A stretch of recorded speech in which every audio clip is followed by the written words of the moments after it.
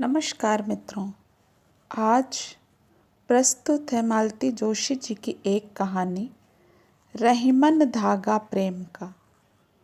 तो मित्रों, कहानी शुरू करते हैं। अचानक फ़ोन पर योगिता की आवाज़ सुनकर वह चौंक गई। कहाँ से बोल रही है मोटी?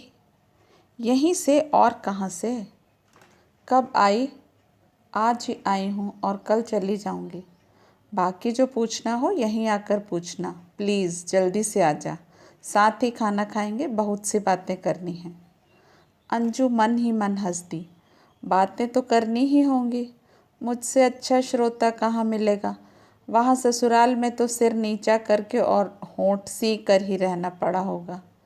हनीमून के सारे किस्से मन में खदबदा रहे होंगे, या फिर पतिदेव के उसी दोस्त की सिफारिश करनी होगी जिससे शादी में मिलवाया था। अंजू को दोनों ही बातों में रुचि नहीं थी।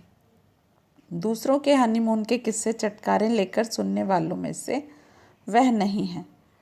ना ही उसे उन मित्र महोदय में ही कोई रुचि थी। अपनी शादी के बारे में तो उसने सोचना ही छोड़ दिया है। पापा को अकेले छोड़कर जाने की कल्पना भी वह नहीं कर सकती। इसलिए तो उसने पीएचडी की है। कम से कम थीसिस पूरी होने तक तो शादी की बात टाली ही जा सकती है। फिर भी योगिता से मिलने की उत्सुकता तो थी ही। एक बार बेंगलोर चली जाएगी तो फिर पता नहीं कब मिलना होगा। कह तो रही थी, अब अपनी मर्जी से आना जाना थोड़े ही हो सकता है। एक दिन की ब्रेक जर्नी करनी थी, उसके लिए भी हाई कमीशन से परमिशन लेनी पड़ी। बेचारी योगिता। तैयार होकर बाहर निकली तो पापा हमेशा की तरह बरामदे में बैठे पेपर पढ़ रहे थे। पापा, मैं कॉलेज से सीधे योगिता के घर निकल जाऊंगी, आप लंच पर वेट ना कीजिएगा। ठीक है, पापा ने कहा। वह सीढ़ियाँ उतरती ही थी कि उन्होंने आवाज़ दी, तुमने अभी क्या कहा? योगिता के घर जाओगी?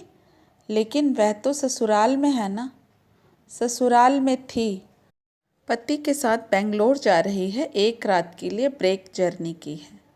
ओके, पापा ने कहा और फिर अखबार में डूब गए। बेचारे पापा, दुनिया जहान की खबरें पढ़ते रहते हैं, पर अपना घर कब खबर बन गया उन्हें पता ही नहीं चला। योगिता दरवाजे पर ही प्रतीक्षा करती मिली। अंजू को देखते ही गले लग गई। अंजू ने महसूस किया कि इन 3-4 हफ्तों में उसका वजन कम से कम 3 किलो बढ़ गया है। शादी के लिए बड़ी मुश्किल से दुबली हुई थी, अब जैसे सारी बाधाएं हट गई थी। मोटी, तू फिर अपनी पुरानी लाइन पर जा रही है। Be careful. चुप कर। मम्मी तो ऐसा कह रही थी कि आधी रह गई हूँ। मम्मी तो ऐसा कहेंगी ही, माँ को तो अपना बच्चा हमेशा दुबला पतला ही नज़र आता है। पर तुम्हारे यहाँ आईना भी तो होगा। एक तो इतनी देर करके आई हो और आते ही भाषण शुरू। यहाँ भूख के मारे बुरा हाल हो रहा है। मेरा भी। तुम्हारे फ़ोन आने के बाद तो मैंने नाश्ता भी नहीं किया। सोचा अपनी लाडली के लिए आंटी ने बढ़िया बढ़िया पकवान बनाए होंगे, पेट में जगह रखनी चाहिए। सचमुच योगिता की मम्मी ने खाने का लंबा चौड़ा इंतज़ाम किया हुआ था। लगता था उसकी सारी पसंदीदा चीज़ें बना डाली हैं। वे उसे ठूस ठूस कर खिला रही थी। आज अंजू की ओर उनका जरा भी ध्यान नहीं था। योगिता ही बीच बीच में उसकी प्लेट में ज़बरदस्ती कुछ न कुछ डाल रही थी। खाने के साथ साथ आंटी की कमेंट्री भी चल रही थी। मम्मी से मनुहार करवा कर खाने की आदत है ना, तभी तो वहाँ आधा पेट खाकर उठ जाती होगी। वहाँ मनुहार करने के लिए कौन बैठा है? क्यों, मेरी सास नहीं है?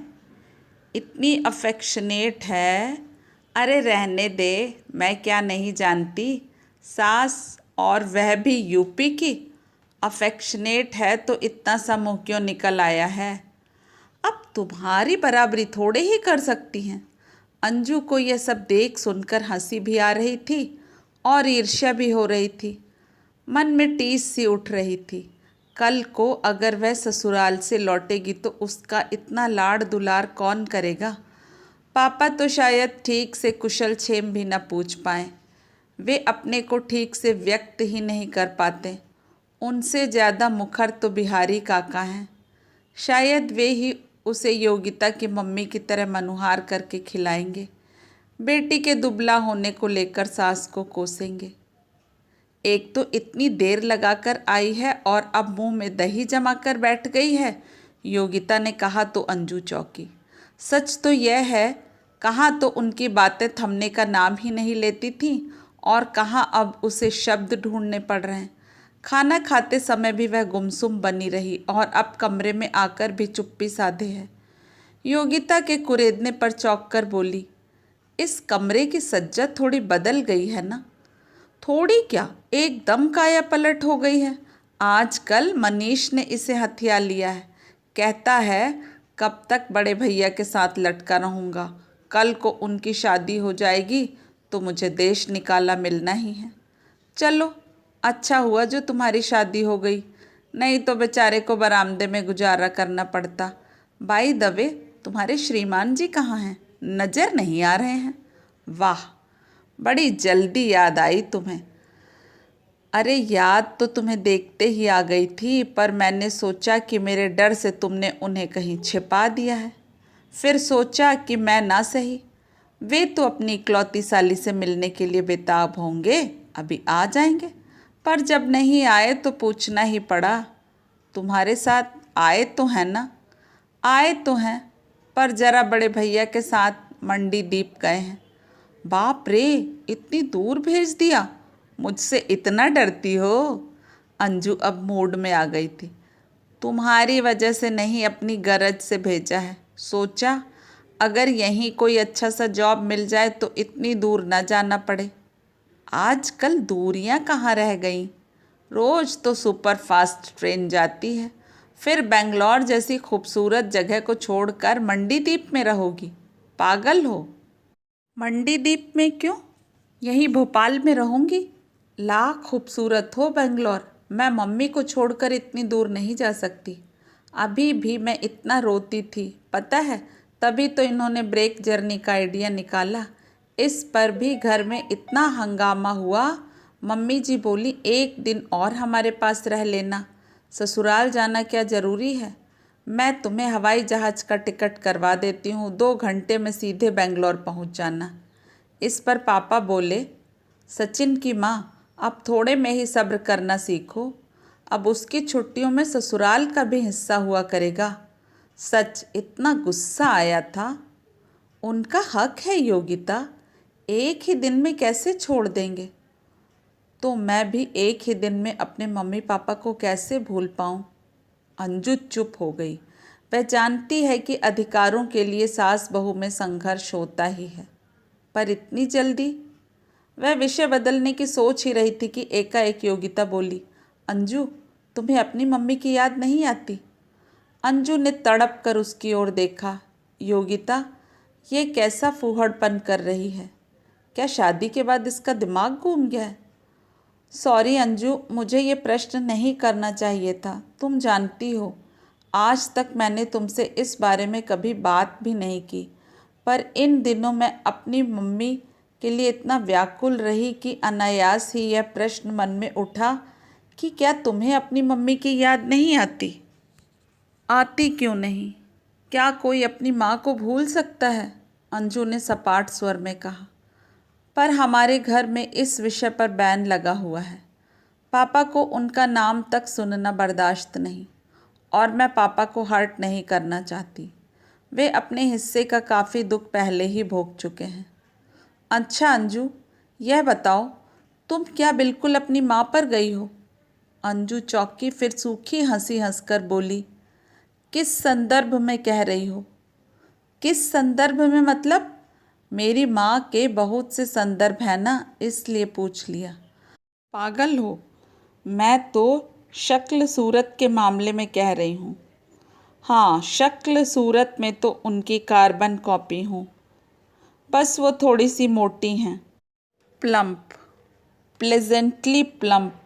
उसे याद आया कविराज अक्सर कहा करते थे, और तब अंजू ने इस शब्द के लिए डिक्शनरी खंगाल ली थी। दोनों के अलग अलग अर्थ ही खोज पाई थी और उन्हें मिलाकर देखने से वितृष्णा सी हो आई थी। मोटी कहाँ है, योगिता कह रही थी। एकदम से सीख सलाई है, तुमसे भी दुबली। तुमने कहाँ देखा? अंजू आश्चर्य से भर उठी थी। यही सब बताने के लिए तो तुम्हें बुलाया है। इसलिए तो मैं इन लोगों के साथ नहीं गई, ताकि आराम से बातें हो सकें। आंखों में प्रश्न लिए अंजू बस उसे देखती रही। शादी के बाद हम लोग हनीमून के लिए मसूरी गए थे। तुम्हें पता होगा, कमरा हम लोगों ने पहले से बुक किया हुआ था। होटल पहुंचकर ये जब तक शेष फॉर्मेलिटीज़ पूरी करते रहे, मैं बैरे के साथ ऊपर चली गई। जैसे ही लिफ्ट रुकी, मैं तो एकदम चौंक पड़ी। लगा कि बालकनी में तुम ही खड़ी हो। पास जाने पर उम्र का फ़र्क पता चल गया। फिर भी मैं मुड़ मुड़ कर उन्हें ही देखती रही। मेरी उत्सुकता देखकर बैरे ने बताया कि शाम को शहर में एक विराट कवि सम्मेलन है। बहुत सारे कवि बाहर से आए हैं। एक तो सपत्नीक इसी होटल में इसी फ्लोर पर रुके हुए हैं। कवि पत्नी भी कविता करती हैं। सारा वर्णन सुनकर ही मैं समझ गई कि ये तुम्हारी मम्मी होंगी। तुम्हें पता था? अंजू ने कांपते स्वर में पूछा। हाँ, पता था। हालांकि तुमने इस विषय पर कभी बात नहीं की, पर हम लोग सब जानते थे। तुम तो जानती हो, ऐसी बातें छिपती नहीं, बल्कि उन्हें पर लग जाते हैं। ये सारे किस्से तुमसे पहले शहर में दाखिल हो चुके होते हैं। तुमने कभी बताया नहीं। ये क्या बताने वाली बातें थीं? ये तो जख्मों पर नमक छिड़कना ही होता। आज भी मैं मजबूरी में ही यह बात उठा रही हूँ। तुमने माँ से बात की? अंजू ने उत्सुकता से पूछा। मैं बेहद पेशोपश में थी। बात करने की इच्छा भी थी और हिम्मत भी नहीं पड़ रही थी। पता नहीं उन्हें कैसा लगेगा अगर वे मुझे गलत समझ लें तो। सचिन जब ऊपर आए तो सबसे पहले मैंने उनसे यही बात की।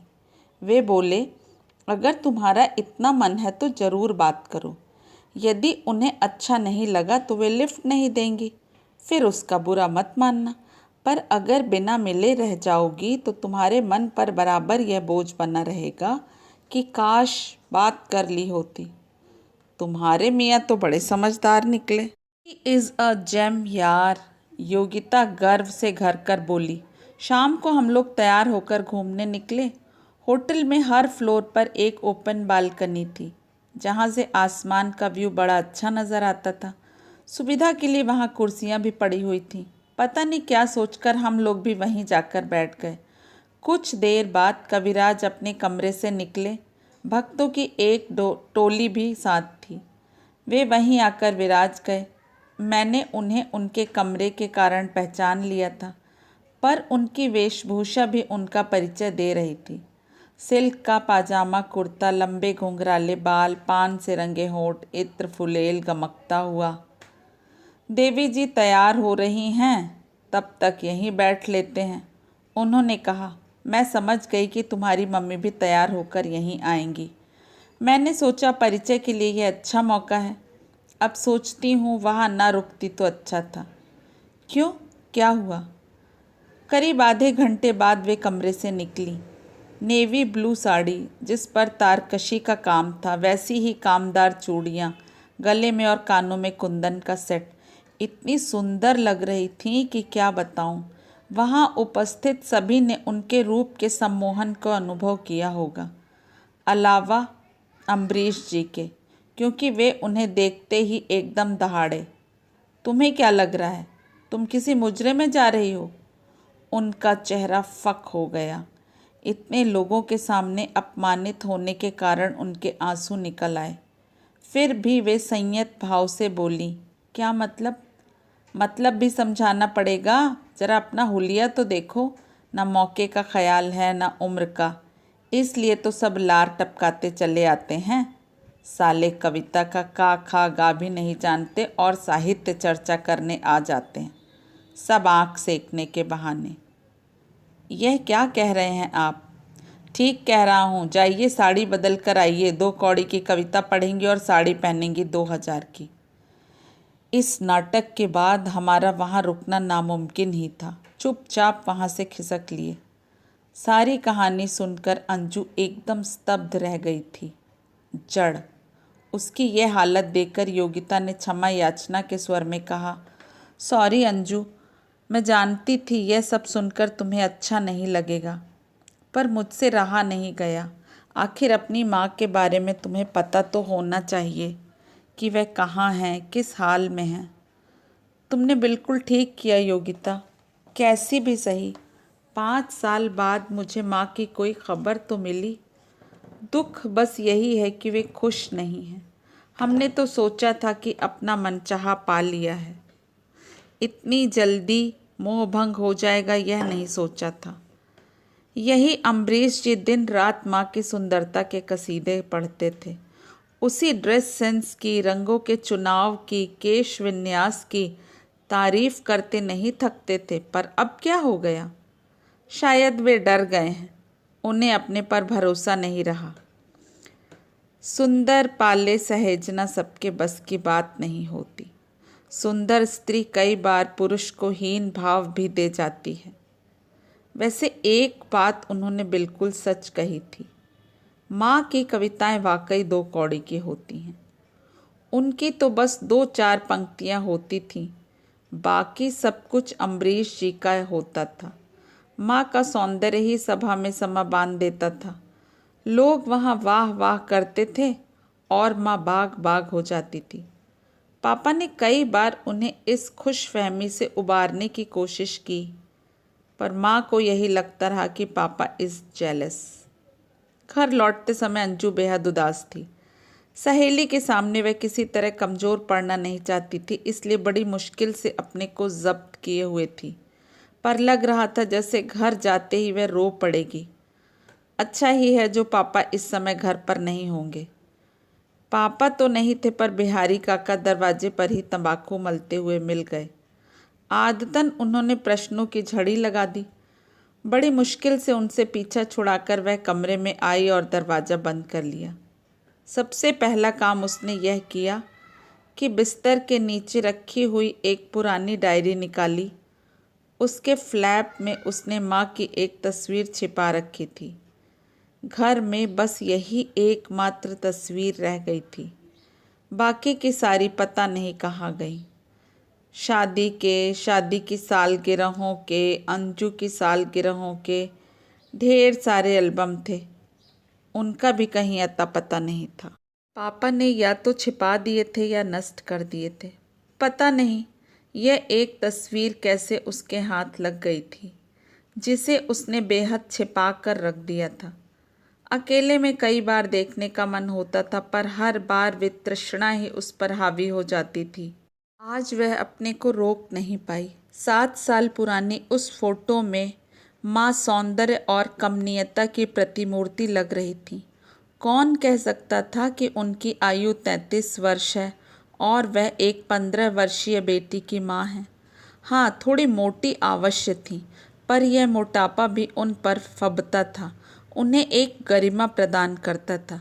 अम्बरीश जी कहते, यू आर प्लेजेंटली प्लम्प। जब जब ये वाक्य सुनती अंजू को झुरझुरी हो जाती। और योगिता बता रही थी कि माँ तो एकदम सीख सलाई हो रही हैं। क्या यह स्लिम रहने की कोशिश है या कि माँ खुश नहीं है? ऐसे माहौल में कोई खुश रह भी कैसे सकता? योगिता बता रही थी कि उन लोगों के झगड़े इतने आम हो गए थे कि बैरे तक मजाक बना रहे थे। कहते थे कि बुढ़ऊ जवान जोरू ले आए हैं और अब डर के मारे जान निकली जा रही है। पर कबीरा जैसे बूढ़े तो नहीं थे, बल्कि माँ तो उनके सुदर्शन व्यक्तित्व पर ही रीझी थी। सुदर्शन व्यक्तित्व और लच्छेदार बातें एक भोली भाली महिला को रिझाने के लिए इतना काफ़ी था। पता नहीं किस बुरे मुहूर्त में वे स्थानीय कॉलेज में स्थानांतरित होकर आए थे, और पता नहीं वह कौन सी घड़ी थी जब माँ ने एक कवि सम्मेलन में अपनी कविता पढ़ी थी। माँ उनकी कविताओं की दीवानी हो गई थी और वे माँ के सौंदर्य जाल में उलझ गए थे। परस्पर आसक्ति का यह दौर जो शुरू हुआ तो उसने जैसे थमने का नाम ही नहीं लिया। उस बेमौसम बरसात में माँ ऐसी भीगी कि घर, परिवार, समाज किसी का भी होश नहीं रहा। 2 साल तक पापा चुपचाप यह सब देखते रहे। आखिर उनकी सहनशीलता ने भी जवाब दे दिया। एक दिन उन्होंने कह ही डाला, सुमित्रा, अगर तुम अपना सुख बाहर ढूंढना चाहती हो तो खुशी से जा सकती हो। मैं तुम्हें आज़ाद कर दूंगा, पर इस घर में रहकर यह सब करोगी तो मुझसे सहन नहीं होगा। और माँ चली गई। पति के लिए ना सही, पर बेटी के लिए भी उनका मन नहीं कांपा, पैर नहीं डगमगाए। प्यार अंधा होता है यह तो सुना था, पर क्या संवेदन शून्य भी होता है। कितने ही दिनों तक अंजू माँ की याद में आंसू बहाती रही।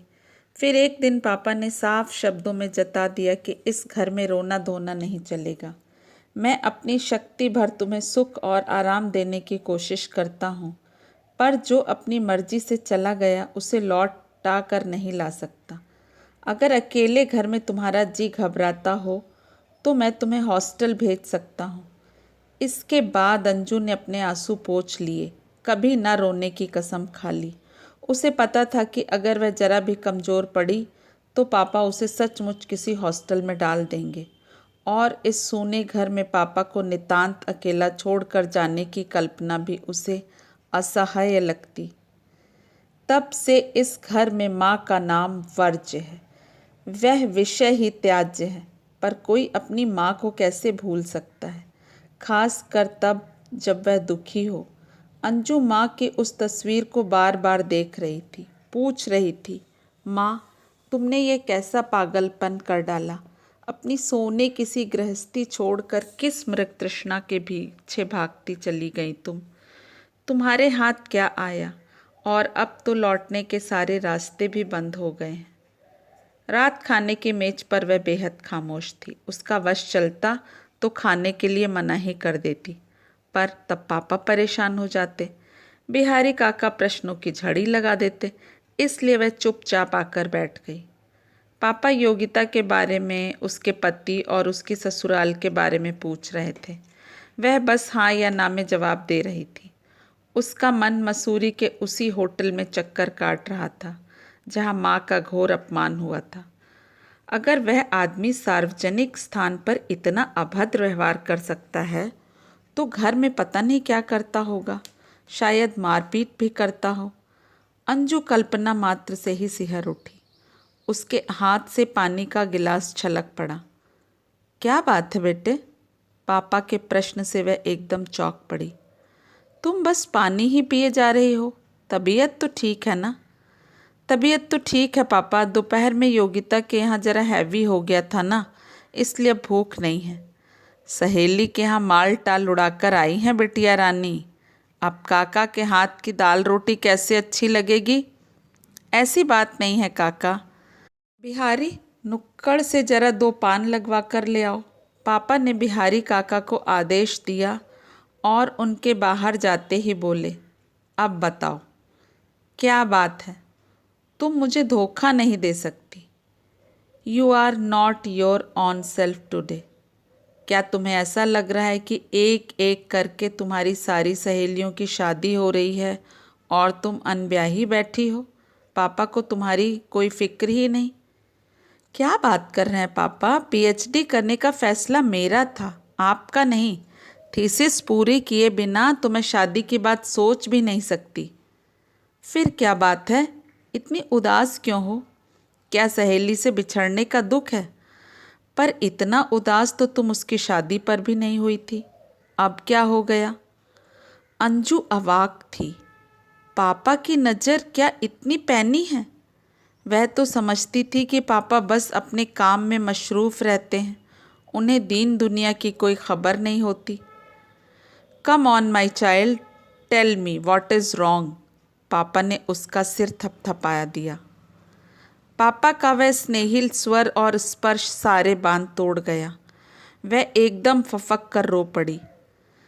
पापा, माँ की बहुत याद आ रही है, सिसकते हुए कहा, पर सिसकियाँ थी कि रुकने का नाम ही नहीं ले रही थी। पता नहीं कितने दिनों की संचित रुलाई एकदम फूट पड़ी थी। पापा कुछ देर तक ठगे से उसे देखते रहे, फिर थाली छोड़कर चुपचाप उठ गए। वह बड़ी देर बाद प्रकृतिस्थ हो पाई। उसने देखा कि पान का पैकेट हाथ में लिए बिहारी काका उसे अपलक देख रहे हैं। उन्हें बोलने का मौका न देते हुए उसने कहा, पापा का पान मुझे दे दो, मैं उन्हें दे दूंगी। मुंह हाथ धोकर उसने पापा की तलाश की। वे टेलीविज़न के सामने नहीं थे, लॉन में भी नहीं। वह सीधी छत पर पहुंच गई। पापा पीठ पर हाथ बांधे वहीं टहल रहे थे। चेहरा कसा हुआ था। वह उनके सामने जाकर खड़ी हो गई। आई एम सॉरी पापा। Sorry for what? उनका स्वर आक्रामक था। ठीक तो है, sorry for what? Sorry for hurting you पापा। मुझे मालूम है आप उस नाम से भी नफरत करते हैं। तो गलत करता हूँ? उनका स्वर कसैला था। भौहें तनी हुई थीं। क्या मुझे नफरत करने का भी अधिकार नहीं? वे चोट खाए सांप की तरफ फुफकार रहे थे। अंजू ने चुप रहने में ही खैरियत समझी। उसका मन वहाँ से खिसकने का हो रहा था, पर यह तो एक तरह से पापा का अपमान ही होता, क्योंकि उनकी बात अभी पूरी नहीं हुई थी।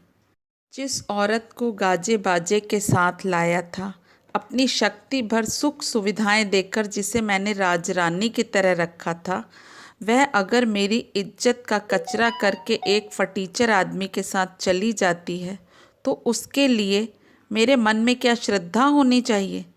जिसने मेरे घर को बर्बाद किया, मेरे बच्चे को अनाथ किया, उससे सिर्फ नफरत ही की जा सकती है। एक क्षण में मेरी सारी पद प्रतिष्ठा धूल में मिल गई थी।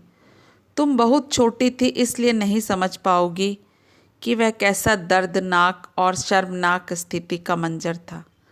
मैं इतनी छोटी भी नहीं थी पापा, पूरे 16 साल की थी। मैं भी पास पड़ोस की कानाफूसी से सहम जाती थी, सहेलियों की टिप्पणियों से तड़प जाती थी, रिश्तेदारों की तानाकसी से तिलमिला उठती थी। उस समय माँ पर इतनी कोफ्त होती थी, इतना गुस्सा आता था। अच्छा हुआ जो आपने यहाँ ट्रांसफ़र करा लिया, नहीं तो मैं बुआ के पास बनारस चली जाती। वहाँ रहना मेरे लिए नामुमकिन था। तुम्हारा गुस्सा बिल्कुल जायज़ था बेटे। जो लोग सिर्फ अपने लिए जीते हैं, अपने सुख के पीछे भागते हुए अपने प्रियजनों को दुखी करते हैं, उनके लिए सिर्फ नफ़रत ही उपजती है, गुस्सा ही आता है। पता नहीं माँ किस मृग जल के पीछे भाग रही थी, पर वह भी तो एक मृग जल ही साबित हुआ। क्या मतलब? शी इज़ नॉट हैप्पी पापा। How do you know? उनके स्वर में संदेह था। वे एकदम असहिष्णु हो उठे थे। अंजू का अपनी माँ से कोई संपर्क रहे यह उन्हें कतई मंजूर नहीं था। उन्होंने कड़क कर पूछा, तुम कैसे जानती हो कि वह खुश नहीं है?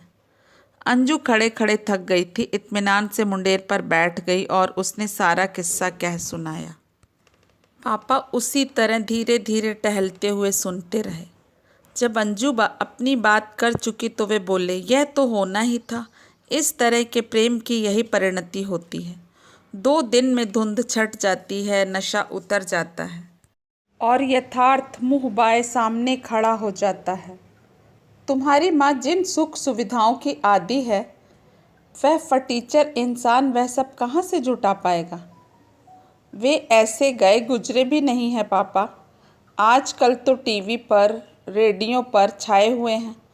मैंने तो उस वजह से कवि सम्मेलन सुनना ही छोड़ दिया है।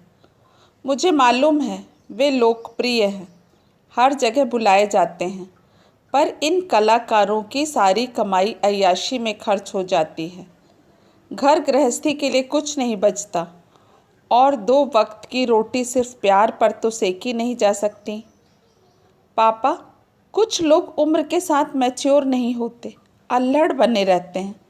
माँ शायद उन्हीं लोगों में से है। पर पापा, आप तो सब कुछ साफ साफ देख रहे थे, समझ रहे थे, फिर आपने माँ को रोका क्यों नहीं? आपके पास तो अधिकार था। तुम क्या सोचती हो मैंने उसे रोकने की कोशिश नहीं की? पर मेरी कोशिशों ने उसे और दूर कर दिया। सच तो यह है कि उसने मुझे कभी संपूर्ण मन से चाहा ही नहीं। उसके मन का एक कोना हमेशा खाली रहा। कविराज उसी में आकर विराज गए और उन्होंने उसकी सारी दुनिया को व्याप्त कर लिया। उसके पास शब्दों का भंडार था, औरतों को रिझाने की कला थी। मेरे पास सब कुछ था, बस यही कलाकारी नहीं थी। मैं हार गया। फिर मैंने उसे ज़बरदस्ती अपने साथ बांधे नहीं रखा, आज़ाद कर दिया। लेकिन पापा और बेटे, आज भी तुम यह कैसे कह सकती हो कि वह दुखी है? क्या उसने किसी के पास शिकायत की है? शिकायत किससे करेंगी पापा, किस मुंह से? इसके बाद पापा ने घड़ी देखी और बोले, चलो नीचे चलो, ठंड हो रही है। मतलब यह कि इस विषय को यहीं विराम दो। पापा के लिए तो यह विषय उस दिन जैसे समाप्त ही हो गया, पर अंजू इतनी जल्दी उसे अपने मन से खारिज न कर सकी। माँ अगर खुश होती, जैसा कि अब तक वह समझ रही थी, तो उसे कोई परवाह नहीं थी। उसने तो माँ को अपने मन से, अपनी ज़िंदगी से निकाल ही फेंका था, पर योगिता से मिलने के बाद उसका मन, उसकी सोच बदल गई थी। माँ के लिए पुराना प्यार उमड़ आया था। वह रोज़ रात को माँ की तस्वीर निकाल कर उनसे बातें करती, पूछती कि अपनी सोने सी गृहस्थी को तहस नहस करके तुम्हें क्या मिला। उसका मन 8-8 आंसू रोता। शायद 6 महीने बीते होंगे। एक दिन पापा उसे लंबी ड्राइव पर ले गए। शहर जब 5-7 किलोमीटर छूट गया तो उसने देखा सड़क के किनारे एकाएक सीमेंट का जंगल उग आया है। बहुमंजिला इमारतों की कतार खड़ी हो गई है। यह कौन सी कॉलोनी है पापा, देखना चाहोगी? पापा ने पूछा और एक बड़े से गेट से गाड़ी अंदर ले ली। इमारती सामान और मजदूरों के बीच से रास्ता बनाती हुई गाड़ी एक बड़ी सी इमारत के सामने रुक गई। सौजन्य या सौहार्द, ऐसा ही कुछ नाम था। चौकीदार से चाबियां लेकर पापा सीढ़ियों पर चढ़ने लगे। लिफ्ट शायद अभी लगी नहीं थी। 4 मंजिल चढ़ने के बाद पापा एक दरवाजे के सामने रुके। कुछ ही क्षणों में वह एक नए नकोर फ्लैट में खड़ी थी। छोटा सा हॉल, एक बेडरूम, अटैच्ड टॉयलेट, छोटा सा किचन और आगे पीछे छोटी छोटी 2 बालकनियाँ। कैसा लगा? क्या हम लोग इसे ले रहे हैं? ले लिया, पर यह कुछ छोटा नहीं है, एक व्यक्ति के लिए काफ़ी है। पापा, अगर आप सोच रहे हैं कि जल्दी ही मुझसे पीछा छुड़ा लेंगे तो आप गलत सोच रहे हैं। मैं अभी 10-20 साल शादी करने के मूड में नहीं हूँ। मैं आपके साथ आपके घर में रहूँगी, इसलिए यह घर हमारे लिए बहुत छोटा है। प्लीज़ कोई दूसरा बड़ा सा देखिए। तुम शादी भी करोगी और मेरे घर में भी रहोगी। उसके लिए मैं आजकल एक बड़ा सा घर और एक अच्छा सा घर जमाई खोज रहा हूँ। रही इस घर की, तो यह तुम्हारी माँ के लिए है। वे जब चाहें यहाँ शिफ्ट हो सकती हैं। शर्त एक ही है, कविराज इस घर में नहीं आएंगे और तुम्हारी माँ के बाद इस घर पर तुम्हारा अधिकार होगा। अंजू का मन कृतज्ञता से भर उठा। वह तो सोच रही थी कि पापा ने यह बात मन से निकाल ही दी है, बट पापा इज़ ग्रेट। उसने पुलकित स्वर में पूछा, तो पापा आपने माँ को माफ़ कर दिया? इसमें माफ़ करने का सवाल कहाँ आता है? अग्नि को साक्षी मानकर 4 भले आदमियों के सामने मैंने उसका हाथ थामा था, उसके सुख दुख का जिम्मा लिया। जब उसने अपना सुख बाहर तलाशना चाहा, मैंने उसे मनचाही आज़ादी दे दी। अब तुम कह रही हो कि वह दुखी है, तो उसके लौटने का मार्ग भी प्रशस्त कर दिया। उसके भरण पोषण का भार मुझ पर था। गुजारा भत्ता तो दे ही रहा हूँ, अब सिर पर यह छत भी दे दी। अंजू का मन एकदम बुझ गया। तो पापा, आप यह सब सिर्फ कर्तव्य बोध से कर रहे हैं? यही समझ लो। उससे भी कड़वा सच यह है कि यह सब मैं तुम्हारे लिए कर रहा हूँ। मुझे मालूम है इन दिनों तुम अपनी माँ के लिए बहुत दुखी हो, चिंतित हो। मैं केवल तुम्हारे मन का यह बोझ हटाना चाहता था। इतना सारा तनाव झेलने की तुम्हारी उम्र नहीं है। Now relax. यह तुम्हारा घर है और ये घर की चाबियाँ हैं। कागजात घर पर रखे हैं। अब यह तुम पर है कि तुम कैसे और कब अपनी माँ को सूचित करती हो। बस मेरी शर्त याद रहे। और इससे पहले कि अंजू कुछ समझती, कुछ कह पाती, पापा ने पलटकर सीढ़ियाँ उतरना शुरू कर दिया। मित्रों, आशा करती हूँ कहानी आपको पसंद आई होगी। मेरे वाचन और कहानियों का चुनाव यदि आपको पसंद आता हो तो कृपया कमेंट बॉक्स में ज़रूर कमेंट करें। अपना कीमती समय देने के लिए आप सभी का बहुत बहुत धन्यवाद। नमस्कार।